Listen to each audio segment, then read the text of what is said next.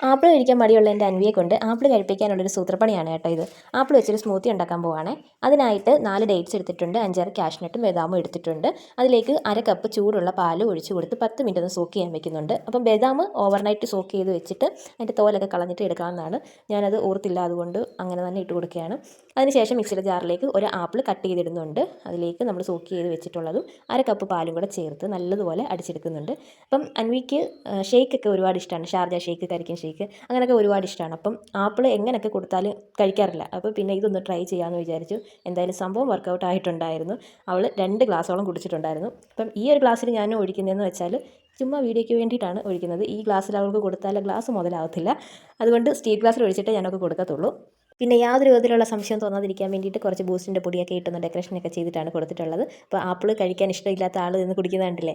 അപ്പം ആപ്പിൾ ഏത്തക്കയൊക്കെ ഇഷ്ടമല്ലാത്ത കുഞ്ഞുങ്ങളുണ്ടെങ്കിൽ ഇങ്ങനെ ഒന്ന് ട്രൈ ചെയ്ത് നോക്കണേ, അവർ ഉറപ്പായിട്ടും കുടിക്കും. അപ്പോൾ ഇന്നത്തെ വീഡിയോ ഇത്രയേ ഉള്ളൂ. അൻവി എല്ലാവർക്കും ബൈ ബൈ പറയാനാട്ടോ. അപ്പോൾ നമ്മുടെ ചാനൽ ആദ്യമായിട്ട് കാണുന്നവരുണ്ടെങ്കിൽ ഒന്ന് സബ്സ്ക്രൈബ് ചെയ്ത് സപ്പോർട്ട് ചെയ്യണേ. താങ്ക്